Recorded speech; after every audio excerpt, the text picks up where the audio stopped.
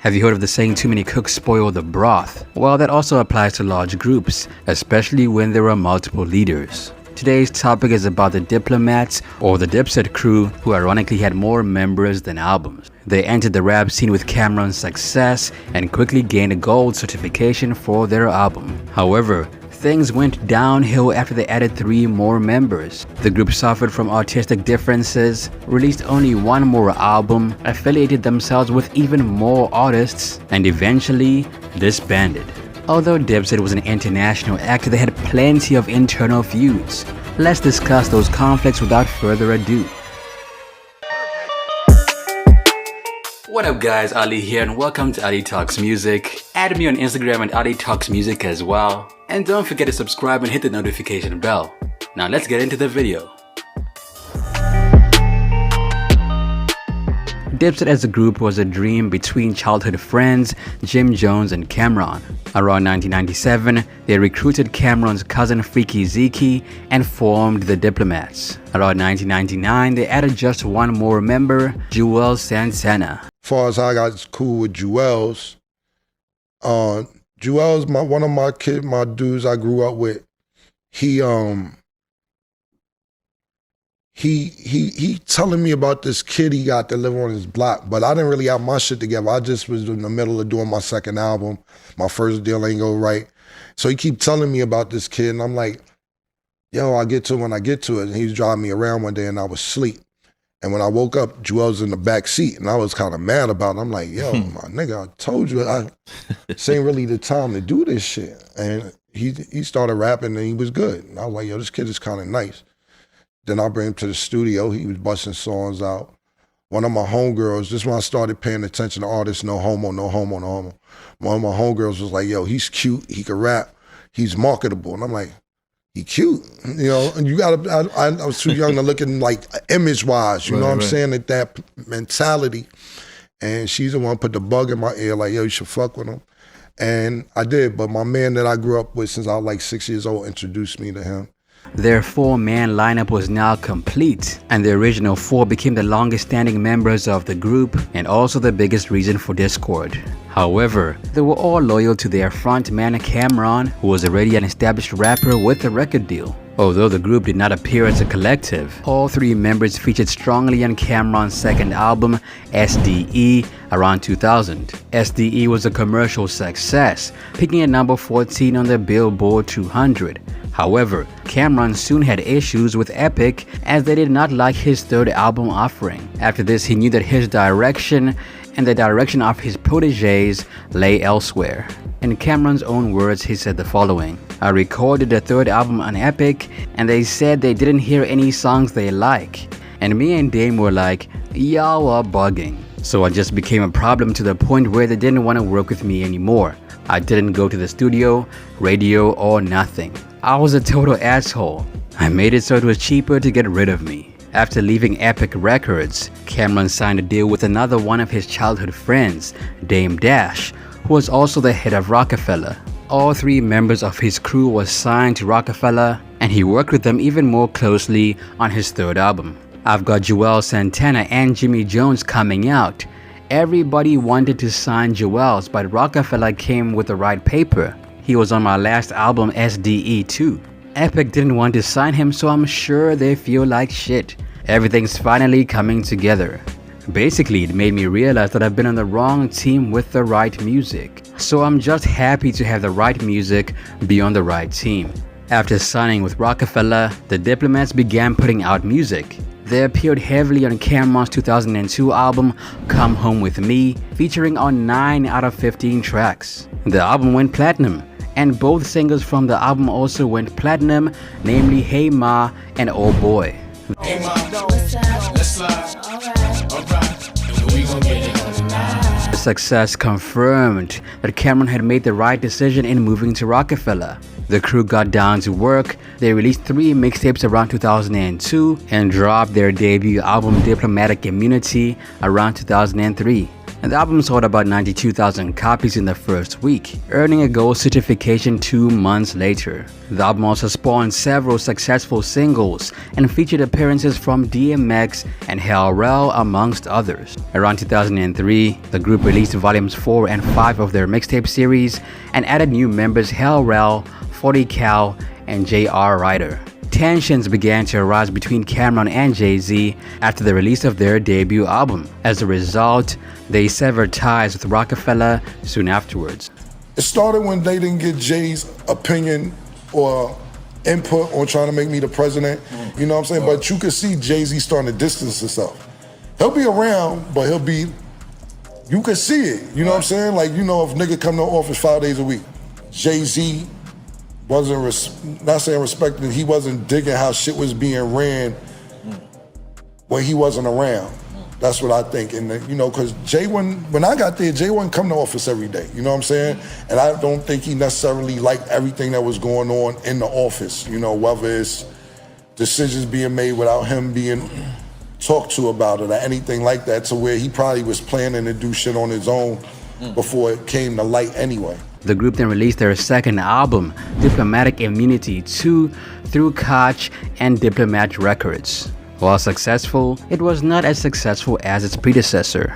The album had a core focus on the original lineup, but featured appearances from newer members and affiliates.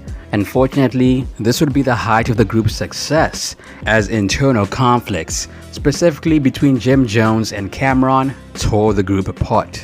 One of the first signs of trouble came when Jim Jones hired 50 Cent's lawyer during the beef between Camron and Jay-Z. Although Jim claimed it was for his own financial well-being, Cam disputed this claim later. The beef between the two did not become public until years later. Despite this, the group continued to push forward, releasing the compilation album More Than Music Volume 1 and their mixtape American Dream around 2005. They also released 2 compilation albums around 2006 titled Camron Presents Duke Da God Dipset Movement Moves and Dipset More Than Music Volume 2. Around 2006, the rift between Camron and Jim Jones became solidified. Because he'll say, I robbed him, he'll say whatever, he'll say, this is what I did, and I'm not going wrong, I was dead wrong for this.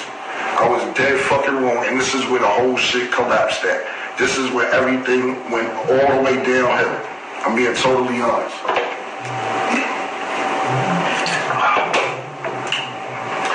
Jim met Chrissy. And when he met Chrissy, he'd been liking Chrissy his whole life. He loved Chrissy, you know what I'm saying? But he just started messing with her. So, back then, it wasn't, even though now it's cool, back then, or even back then might have been cool, we was just kind of new to having millions of dollars in money or whatever. So Jim just meet Chrissy and he started messing with her, and he's buying her bags and buying her shoes like the first 2-3 weeks he met her or whatever. So I was like, yo, you tricking, man? What is you doing? You tricking, you bugging, or whatever. So this is my mistake, and I'm being totally honest, and if I could do it over, I swear to God, I would do it all the way over, because I see how their relationship grow, and I see they're still together, and I think that's real dope shit. I think that shit is hot. I didn't know it would grow to be that, but I'm thinking from a mindset, this is my man. Last month we was fucking bitches, now this nigga is buying what's the name, so I didn't know it would turn into this. So what I did was I made these t-shirts, and it said, Tricky Ricky, AKA Jim Jones is a trick. And on the back of the shirt, we had mad niggas in jail. Snags was in jail. My man Chanel from Hufford Teeth, Young Handsome, he's in jail. We had a lot of niggas in jail at the time. And I was sending them money. So I made the shirt that said Jim Jones, Tricky Ricky, and he not looking out for none of our niggas in jail. And on the back of the shirt, I had all our niggas in jail, and I had called them a trick. But I wasn't looking like that. I'm looking like that would grow to be what it was. But them shirts hurt. You know what I'm saying? I had niggas wearing a shirt in the studio because we was cool. Niggas wearing a shirt, everybody wearing a shirt. It was just a joke. I didn't know. He took that shit serious, B. He took it serious. And to this day, I'll be man enough, I apologize about doing that. I really do. I apologize about that. But it's not from the perspective of that's my man. We fucked some bitches together last week, 2 weeks ago, a month ago. I didn't know it was like that. It was going to turn to this, and I'm happy how they relationship grew.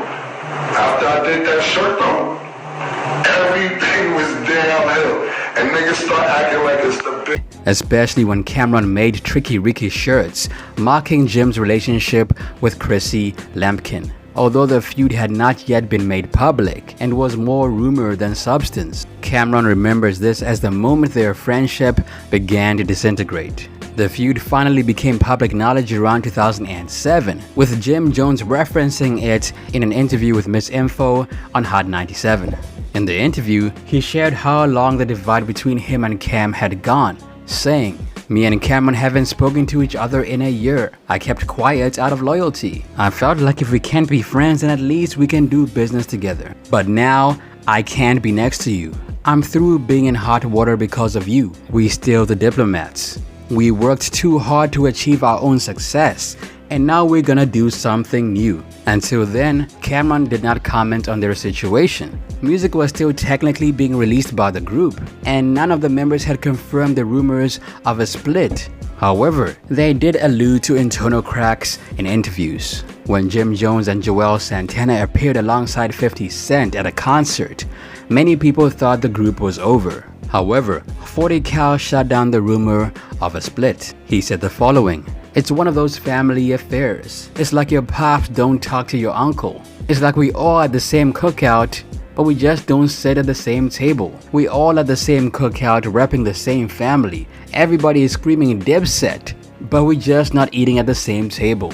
We might be eating off the same grill, but we just sitting at different tables." He also admitted that everybody in the group had different relationships with each other, and some people did not get along with other group members. At this point, it was very clear to the public that the group was slowly dissolving. Although no clear statement was released to the public, they all began focusing on their own solo careers, ventures, and forming their own groups. 40 Cal began a group called Scheme Team, while Freeky Zekey formed the group 730 Dips, as well as the label 730 Dips Records, while concurrently working with Jim Jones's group, Bird Gang. Stack Bundles also formed a part of the group until his untimely death the following year.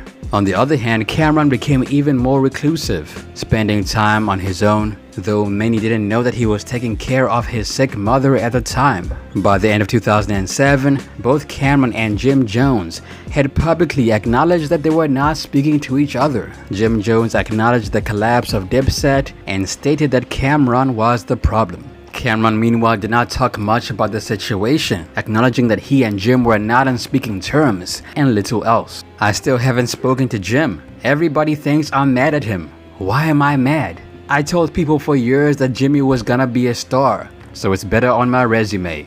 I wish him the best." Around 2008, the internal conflicts began to reach the public outside of just Jim Jones and Camron.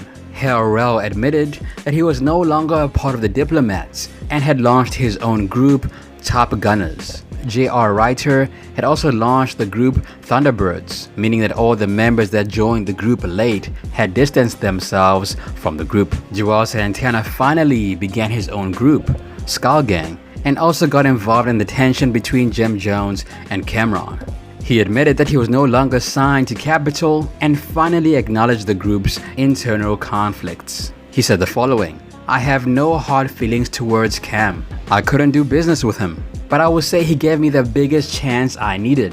I'm a dude from the hood, so the chance he gave me is a chance I needed to never turn back. I'm good. My artistry, my talent, my career was never built on controversy, so I would never come out and say a whole bunch of things that could be said. All I can say is, I'm sorry he can't be here to be a part of what's about to happen, because we're about to tear him up."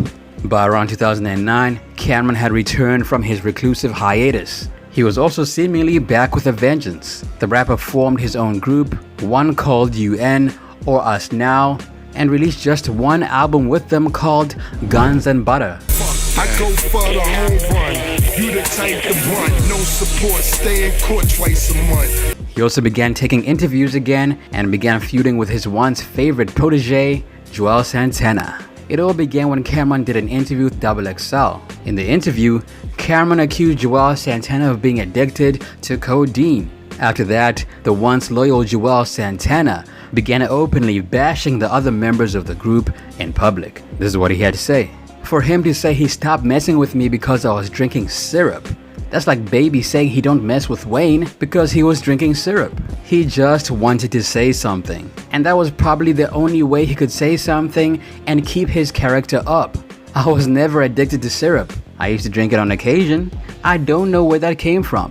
His comments were a shocker to me. Like, damn, you would stoop low like that? With his stomach situation, he was doing Percocet. It's not for me to say because he was using Percocet.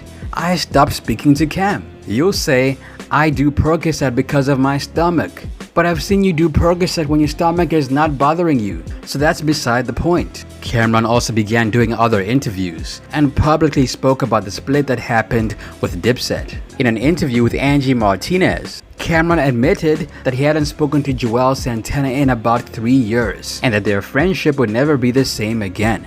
Juelz started drinking scissor and Robitussin. You know what I'm saying? He got hooked on it, addicted to it. You go to his studio, he has a Hawaiian, like 100 Hawaiian punches already pre-mixed with this stuff in it. You know what I'm saying? Explained that once things reached the public, it was over for them. Meanwhile, while Camron was finally getting public about the group's breakup, Jim Jones was experiencing a softer turn of heart. He began opening up the possibility of a reunion and hinting that he would not be opposed to working with his former groupmates. From the sound of things, Jim Jones wanted to make some money as a group. We possess the hottest thing in hip-hop that hasn't happened yet, and everybody knows it. We damn near could be one of the reasons to make hip-hop a lucrative thing again, and that being the Diplomats. If we put it back together, there's a 50% chance because I'm in. Smell me? And that's a high percentile. Now, while Jim Jones is open to a reunion, every single member of Dipset seemed to have a different opinion on what was going on. Camron then said he called Jim Jones to smooth things over. It was cordial. He knew it was me. He said we was gonna holla, maybe we'll put something together. But in the immediate future, I'm just doing Cam. But you never know what can happen down the line. I called Zeke's phone, and I guess Zeke gave Jim the phone to pick up. We just talked, asked about each other's family. He said he's on a promo tour, he'd be back soon. That was that. Jim, however, seemed to have no clue what Camron was talking about. I don't know what that's about. Everyone's been telling me about that. I'm the only person who doesn't know about it. I don't know what he's talking about. After that statement, Camron acknowledged that the group would not get back together. From his perspective, the group was too fractured to even attempt it. Now at this point, it seemed like a reunion was never going to happen. However, about half a year later, despite the members of the group denouncing a reunion, Camron and Jim Jones called into the Miss Info show to publicly end their feud and discuss a comeback. Jim spoke first, acknowledging that he had been a rude brother and apologized for not handling things privately. Camron then mentioned that he was over their beef. He clarified that he and Jim were on speaking terms again, and clarified that once the business aspects of their reunion was settled, then he would return to Dipset. Soon after this, the Diplomats released a teaser video called Under Construction. In the video, the original members of the group arrived at a construction site wearing hard hats and looking at blueprints for a new project. This set fans into a frenzy.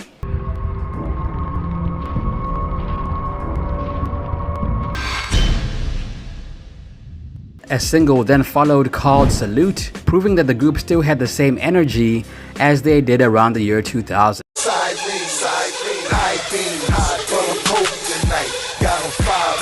Around 2010, Freeky Zekey announced that he had opened up a restaurant, a club, and invested in condos. He also hinted that Dipset signed a deal with Interscope, which was confirmed by February of 2011. However, 2 years later, and the group had not released an album. According to Juelz Santana, he was the reason why the album had not come out. According to him, he just wasn't feeling it yet, and didn't have the motivation to complete a Dipset album. Around 2013, the Diplomats reconciled in the form of a concert to celebrate 10 years since the release of Diplomatic Immunity. The concert also featured Roc-A-Fella Flame. However, the group did not release an album in 2013 and lost their signing with Interscope.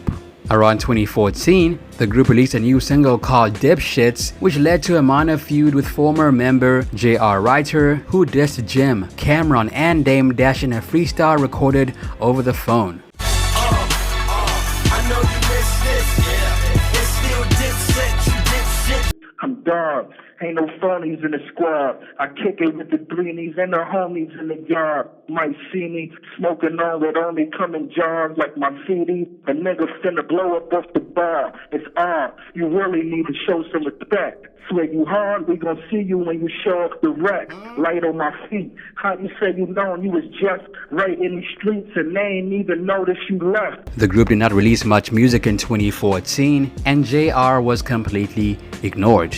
Around 2015, the group released singles like Have My Money and Do Something, which were moderately successful but did not chart. Now around 2016, the tension between Camron and Jim Jones began to resurface. Jim Jones accused Camron of being a snitch due to his friendship with Mendices, who had a previous dispute with Jim Jones and Chrissy Lampkin. Cam responded with emojis on social media. The tensions increased when they recorded the song Oh Yeah together, but Jim Jones's verse was removed from the original version, forcing Jim Jones to go on social media to address the problem. Later that year, they got into a verbal altercation on rapper Dave East's Instagram post, with Cam making references to Jim's reality show, his beef with Max B, and his friendship with Dave East. Camron and Jim Jones then continued to bash each other in interviews. Cam spoke first, bashing Jim Jones on the Angie Martinez show. Realistically, and myself also, be happy. All this is house money, especially for Jim. Jim is from the Bronx. He's not from Harlem. His grandmother's from Harlem. You know what I'm saying? He's from the Bronx. So therefore, we did all this. Don't take his Harlem card. Don't try to take his Harlem card. He's from the Bronx. He's from Weeks Avenue in the Bronx. I'm not taking his Harlem card. His grandmother's from Harlem. He's from the Bronx. Okay. So a lot of people be like, "Oh, y'all grew up together because of musically," but realistically, I didn't really grow up with Jim. We got cool as right when the music was popping on. Right. You know what I'm saying?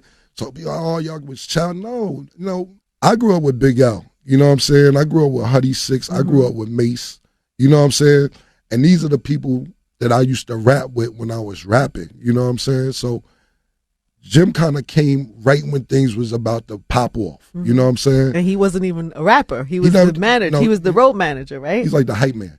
Claiming he was from the Bronx and not Harlem. Jim responded by announcing a deal with Roc Nation and expressing disappointment in Camron. At this point, it seemed like the pair were never going to reconcile. However, the two eventually sorted out their differences privately and announced a surprise single and a reconciliation documentary in 2017. Despite their struggles, they were moving forward as a team. We had our trials and tribulations. A lot of things happened, but at the end of the day, that keyword in there is brothers. After their reconciliation announcement, the group performed a one-night-only concert at the Manhattan Center with A$AP Mob.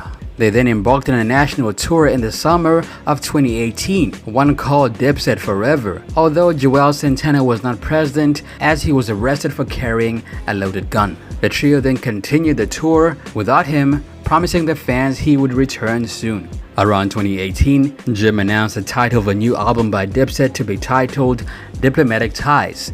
Since then, they have released sporadic music, including the singles Undecided, Sauce Boys, and On God, and the EP Get a Bag in 2021. They also appeared in a versus battle with the Lox in 2021, so technically the group is still together and releasing music. Now if you want to hear about all the beef that Dipset was involved in, watch my Camron vs Jay-Z video, and if you want to hear about why Juelz Santana was missing teeth, you can check that out in my What Happened to Juelz Santana video. On Spotify, they have 450,000 monthly listeners, and their most listened to songs are Dipset Anthem, I'm Ready, I Really Mean It, Who I Am, and Bout It Part 3. Talk about he Dipset.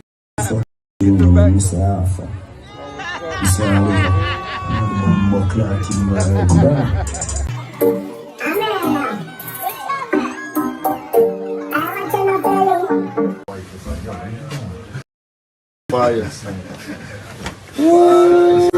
If I got my signature in there. My hand signature. Oh, this is fire. You did the thing, Jeff. Besides that, large. Yeah. Get out.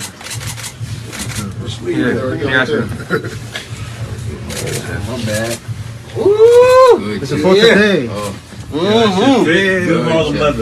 For today. Appreciate that, Jeff. Fire. Yeah, he's in town actually. Jerome, yeah. What happened to him? Well, he just moved to Israel. He made like a lot of money. In real estate and stuff like that. Okay. Every year, the new All-Star jackets, we was going to get it. Every year. This is hot. Yeah, this is butter. Yeah, this is butter sauce. This is butter sauce. That's it for me, it's your boy Ali. What happened to Dipset in your opinion? Let me know down below. Video requests, I'm always taking those. Also add me on Instagram at Ali Talks Music. Till next time, peace. Perfect.